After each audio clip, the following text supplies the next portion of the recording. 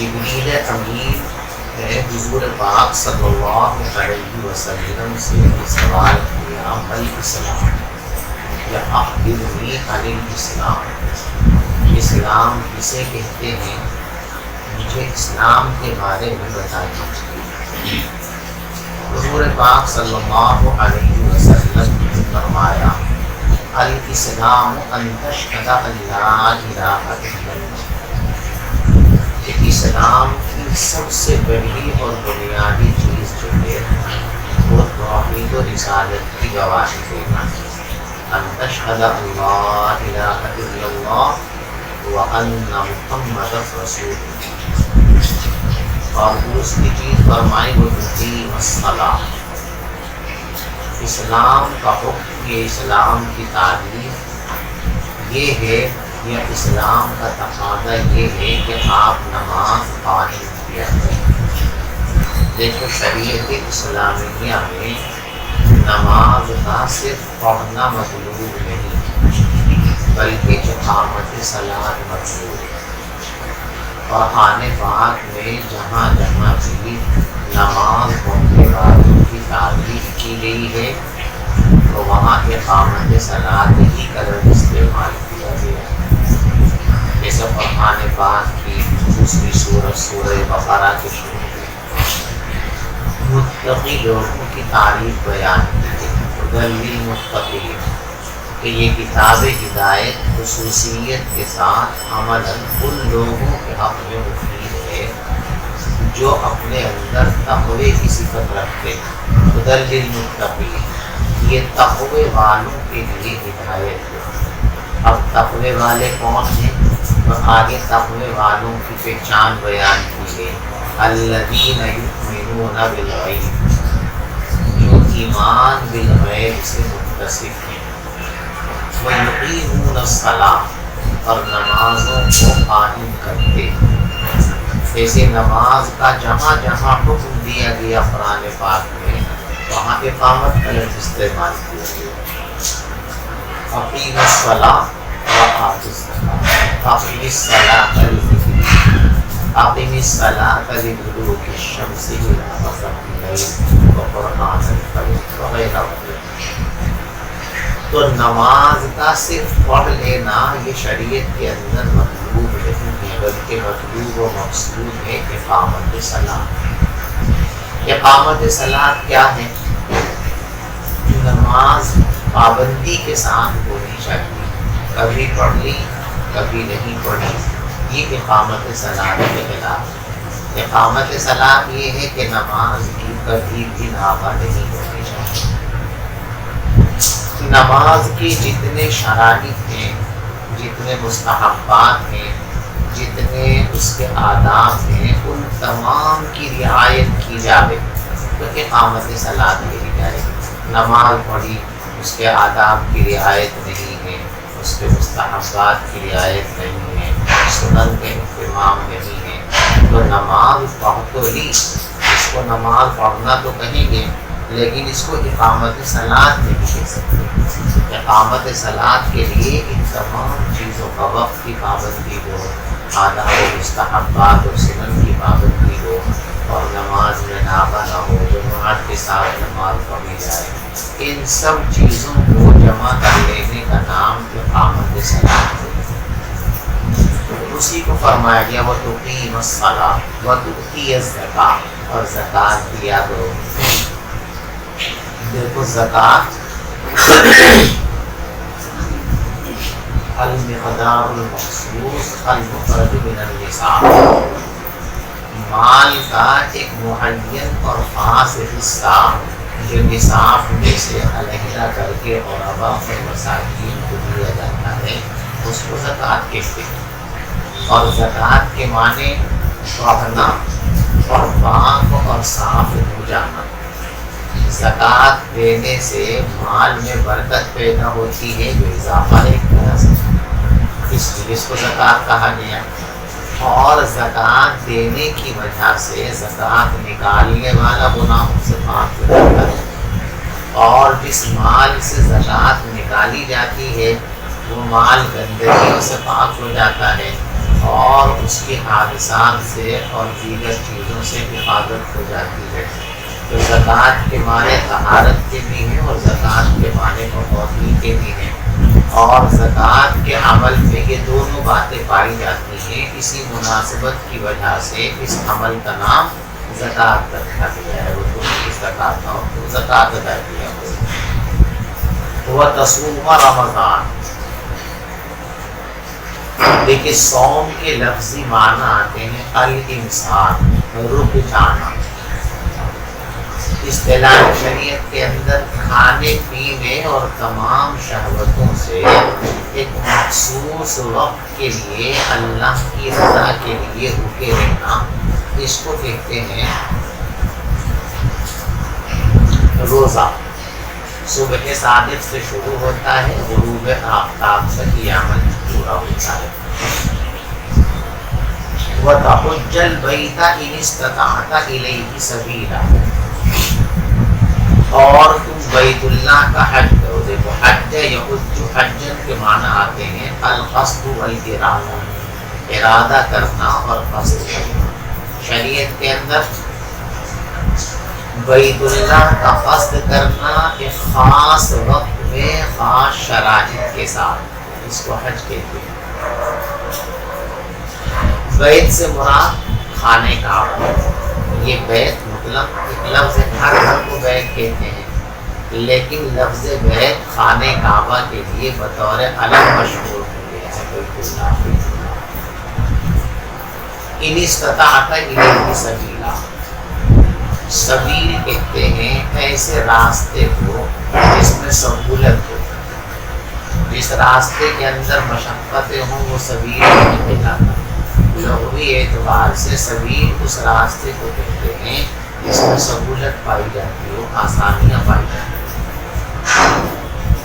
ان استطاعت الیہ سبیلا، اگر تم اس تک پہنچنے کی سبیل رکھتے ہو، یعنی راستے کی وہاں تک پہنچنے کی ہمت اور طاقت اور قدرت آپ کے پاس موجود ہے۔ استطاعت دو طرح کی ہوتی ہے۔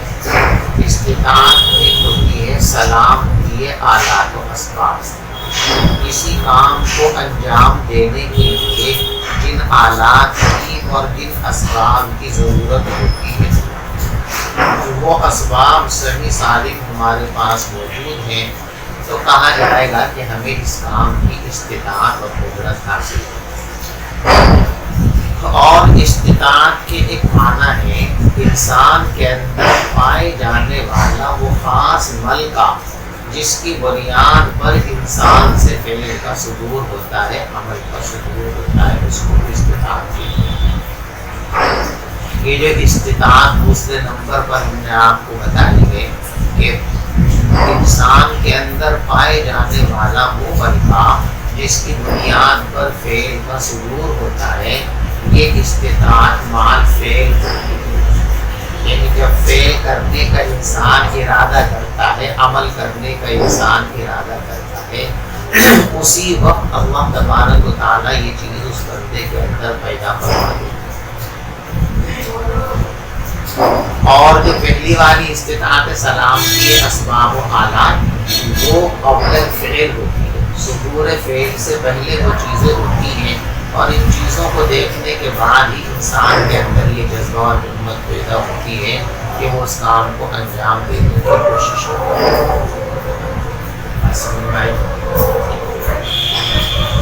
ان استطاعت الیہ سبیلا، یہاں سبیل سے مراد کیا چیز ہے؟ اس سلسلے کے اندر یعنی حج کی فرضیت کے لیے جس سبیل کو اور استطاعت کو لازمی قرار دیا گیا ہے، اس سبیل و استطاعت کا مطلب کیا ہے؟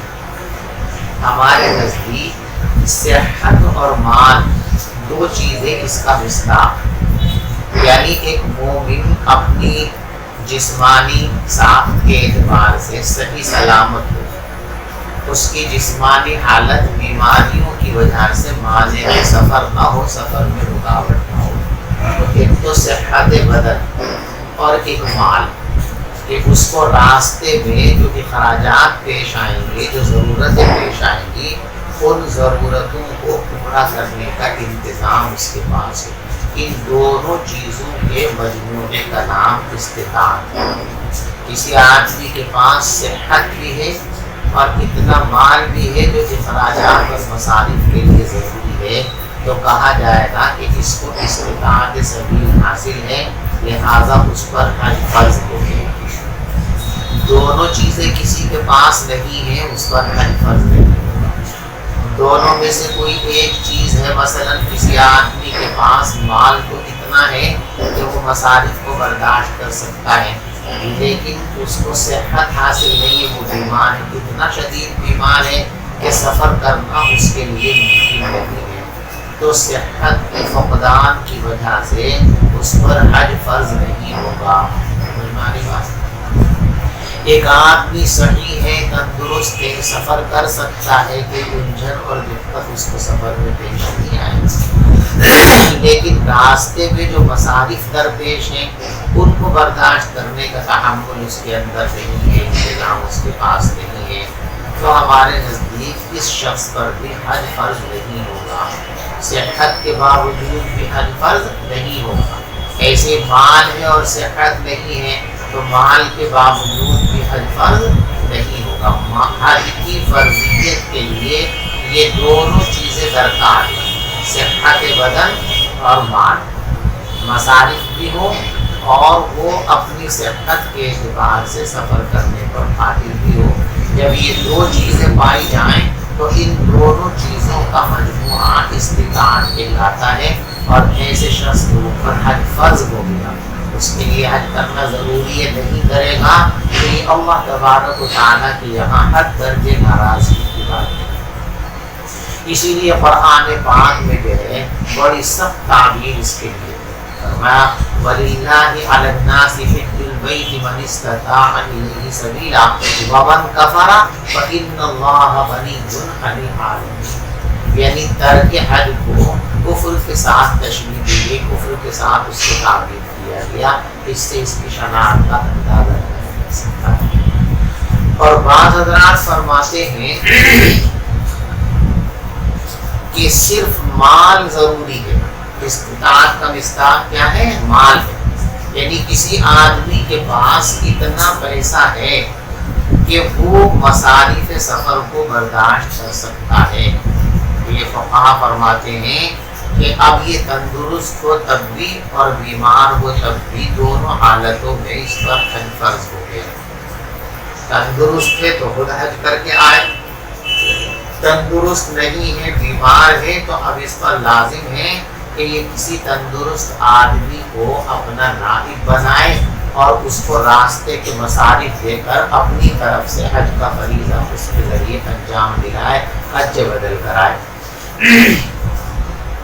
اور بعض حضرات کی رائے یہ ہے کہ صحت بدن صرف یہ استطاعت کا مصداق ہے، یعنی کوئی آدمی تندرست ہے، صحیح سالم ہے، بیمار نہیں ہے اور وہ بآسانی سفر کر سکتا ہے، تو پیسہ ہو تب بھی اور پیسہ نہیں ہے تب بھی، دونوں صورتوں میں حج کرنا اس کے اوپر فرض ہے۔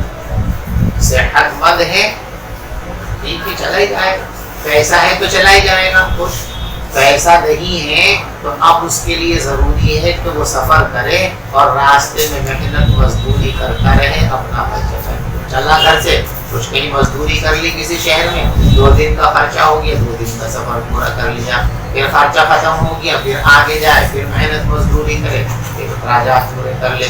اس طرح محنت مزدوری کرتا ہوا حج بیت اللہ کے لیے پہنچ جائے اور واپسی میں بھی کسی طریقے سے محنت مزدوری کرتا ہوا چلا آئے، یہ بعض لوگوں کا خیال ہے۔ بات سمجھ میں آئی؟ تو احناف کے نزدیک استطاعت کا مصداق دونوں چیزوں کا مجموعہ ہے، صحت اور مال۔ ایک آدمی کے پاس صحت بھی ہے، یعنی وہ سفر کرنے کے لائق بھی ہے، اور مصارف سفر بھی اس کے پاس موجود ہیں، یہ دونوں باتیں ہیں تو حج کی فرضیت ہوگی، ورنہ حج کی فرضیت صرف صحت ہے، مال نہیں ہے تو بھی حج فرض نہیں ہوگا، صرف مال ہے صحت نہیں ہے تو بھی حج فرض نہیں ہوگا۔ مال بھی ہو اور صحت بھی ہو، جب دونوں چیزیں پائی جائیں گی تو کہا جائے گا کہ استطاعت پائی گئی، لہذا حج کی فرضیت ثابت ہو گئی۔ اور بعض حضرات کے نزدیک صرف صحت جو ہے وہ استطاعت کا مصداق تندرست ہے، پیسہ ہو یا نہ ہو ہر حال میں اس پر حج فرض ہو گیا۔ ایسا ہے تو بہت اچھی بات ہے، نہیں ہے تو محنت مزدوری کرتا رہے اور صبر کرتا رہے۔ اور بعض کے نزدیک صرف مال ہے کہ اگر مصارف سفر ہیں حج کے وقت اس کے بعد تو اس پر حج فرض ہو گیا۔ اب تندرست ہے تو خود حج کر کے آئے، اور تندرست نہیں ہے تو اپنا کوئی نائب بنائے اور اس کو اپنے مصارف سے حج کرنے کے لیے بھیجیں، وہ اس کی طرف سے حج کر کے آئے حج بدل، تو اس کا فریضہ اس کے ذمے سے ثابت ہو جائے گا۔ بات سمجھ میں آ گئی تھی؟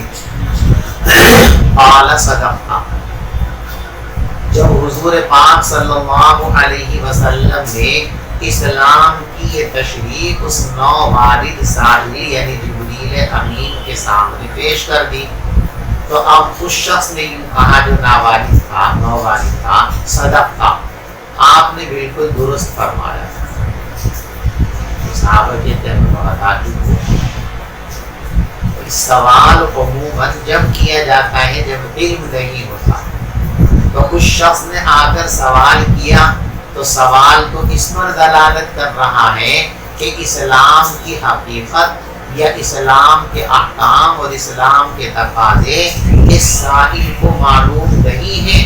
ان کو معلوم کرنے کے لیے اس نے حضور سے سوال کیا تاکہ حضور پاک صلی اللہ علیہ وسلم اس کو بتا دیں اور اس کو ان چیزوں کا علم حاصل ہو جائے۔ تو سوال دلالت کر رہا ہے عدم علم پر، اور صدقہ تصدیق دلالت کر رہی ہے علم پر۔ کوئی آدمی ہمارے سامنے کوئی چیز بیان کرے اور ہم یوں کہیں کہ آپ نے بالکل صحیح فرمایا، یہ جب بھی کہے کہ جب کہ ہم اس چیز کو جانتے ہوں، ہم کو وہ چیز پہلے سے معلوم ہے، اپنے علم کی روشنی میں اس کی تصدیق کریں گے کہ ہاں جیسے ہم کو معلوم تھا ویسے ہی آپ نے بیان کیا، اس لیے ہم تصدیق کرتے ہیں۔ تو سوال دلالت کر رہا ہے عدم علم پر، اور صدقہ کے ذریعے تصدیق کرنا جواب کی دلالت کر رہا ہے علم پر، اس لیے کہتے ہیں فاجبنا، ہم کو بتا ہوا سوال بھی کر رہا ہے جس سے معلوم ہوتا ہے کہ اس کو معلوم نہیں ہے، اور پھر تصدیق بھی کر رہا ہے جس سے معلوم ہوتا ہے کہ یہ آدمی پہلے سے جاننے والا ہے۔ تو اب ہمیں تعجب ہوا کہ یہ جاننے والا ہے تو سوال کیوں کر رہا ہے، اور جانتا نہیں ہے تو تصدیق کیسے کر رہا ہے؟ قال صدقتا، تو اس نو وارد سائل نے کہا آپ نے درست فرمایا، صحیح فرمایا۔ فعجبنا لہو، تو ہمیں اس پر تعجب ہونے لگا۔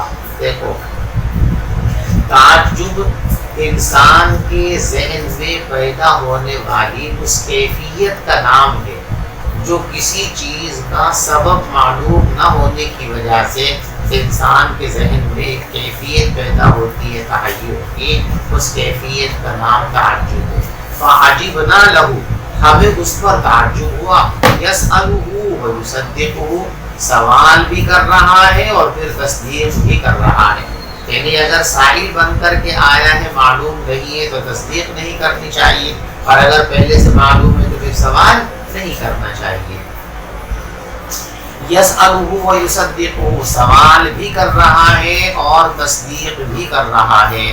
قال فاخبرنی عن الایمان، اسلام کے متعلق سوال و جواب سے فارغ ہو کر اب دوسرا سوال کیا اس نووارد نے، اخبرنی عن الایمان، اے محمد صلی اللہ علیہ وسلم آپ مجھے ایمان کے بارے میں بتائیے کہ ایمان کسے کہتے ہیں۔ تو آپ نے ایمان کی تشریح فرماتے ہوئے یہ چند جملے ارشاد فرمائے، ان تؤمن باللہ، ایمان یہ ہے کہ آپ اللہ پر ایمان لاؤ۔ یہاں ایک سوال ہوا واضح ہو، یہ دور ہو گیا، دور پڑھانا سلم کے اندر، یعنی یہاں معرف اور معرف دونوں ایک ہی تو ہیں۔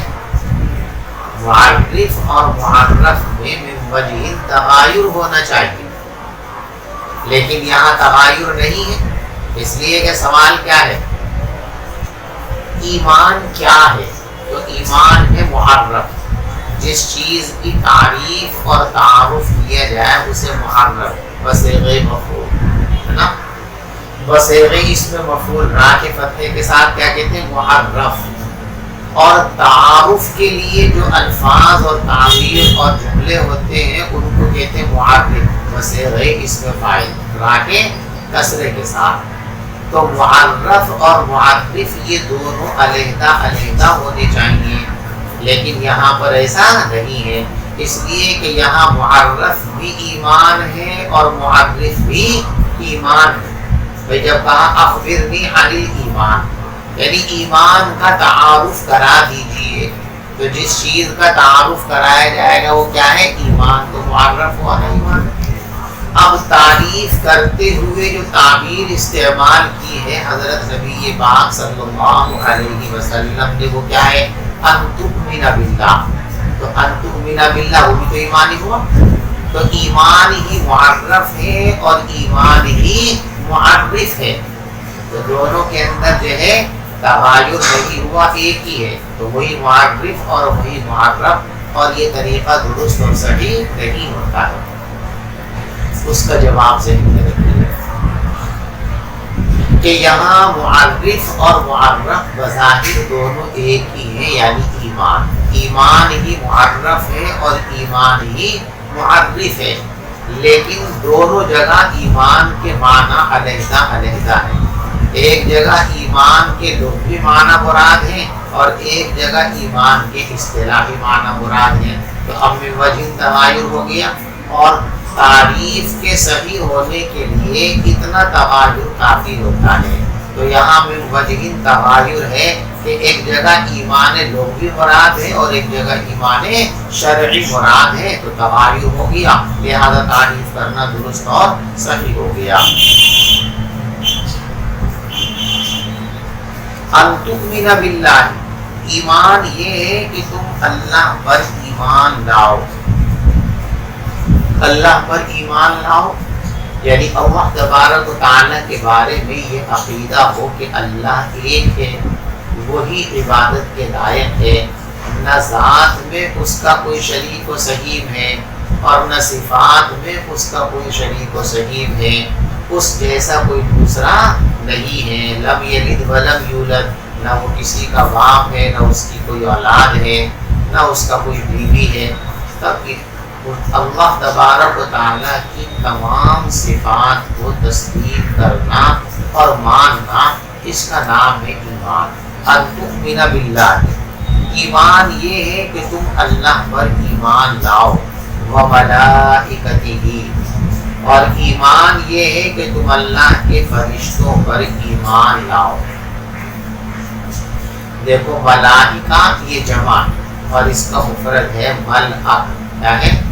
ملائک، جیسے شمائل جمع ہے اور اس کا مفرد ہے شمعل، تو اسی کی جمع بنائے گی، ملائک کی جمع ملائک ہے۔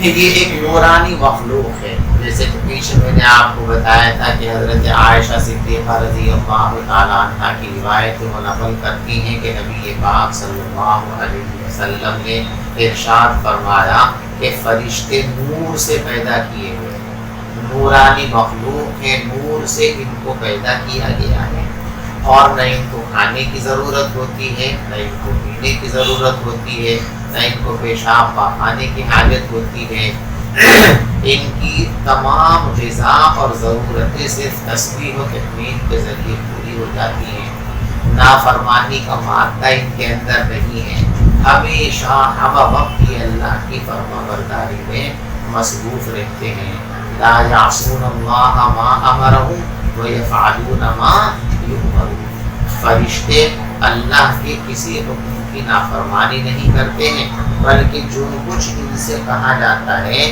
یہ اس کو کر گزرتے ہیں، اس کو پورا کرتے ہیں۔ اللہ تبارک و تعالیٰ نے ان کو مختلف شکلوں اور صورتوں کو اختیار کرنے کی طاقت دی ہے، جیسے جنات اپنی خواہش اور ضرورت کے مطابق مختلف شکلیں اختیار کر لیتے ہیں، مختلف روپ دھار لیتے ہیں، کبھی سانپ بن گئے، کبھی بچھو بن گئے، کبھی انسان کی شکل میں ظاہر ہو گئے، کبھی کتے بلی کی شکل میں ظاہر ہو گئے۔ تو جنات کو جس طریقے سے مختلف اشکال اور مختلف صورتیں اور روپ دھار لینے کی طاقت اللہ نے عطا فرمائی ہے، فرشتوں کو بھی اسی طریقے سے حسب ضرورت مختلف شکل و صورت اور مختلف روپ دھار لینے کی طاقت اور اختیار عطا فرمایا ہے۔ جب یہ چاہتے ہیں، جیسا چاہتے ہیں ویسا روپ دھار لیتے ہیں، کبھی کسی شکل میں آ جاتے ہیں، کبھی کسی شکل میں آ جاتے ہیں۔ وَكُتُبِهِ، اور ایمان یہ ہے کہ اللہ کی کتابوں پر ایمان لاؤ۔ اللہ نے 104 کتابیں دنیا کے اندر بھیجی ہیں، جن میں سے 100 کتابیں صحیفے کہلاتی ہیں اور 4 مشہور کتابیں ہیں، قرآن پاک، انجیل، تورات اور زبور، یہ 4 بڑی مشہور کتابیں ہیں، اور 100 صحیفے ہیں جو مختلف اوقات میں مختلف انبیاء پر نازل کیے گئے تھے۔ وَرُسُلِهِ، یہ رسول کی جمع ہے، اللہ کے رسولوں پر ایمان لانا۔ ایک روایت میں نبیوں کی اور رسولوں کی تعداد بیان کی گئی ہے کہ نبیوں کی تعداد تو 1,24,000 ہے تقریباً، اور رسولوں کی تعداد 315 ہے۔ وَالْيَوْمِ الْآخِرِ، اور ایمان یہ ہے کہ آخرت کے دن پر ایمان لے آؤ، اس کے حقانیت کو تسلیم کرو۔ آخرت کا دن یعنی قیامت۔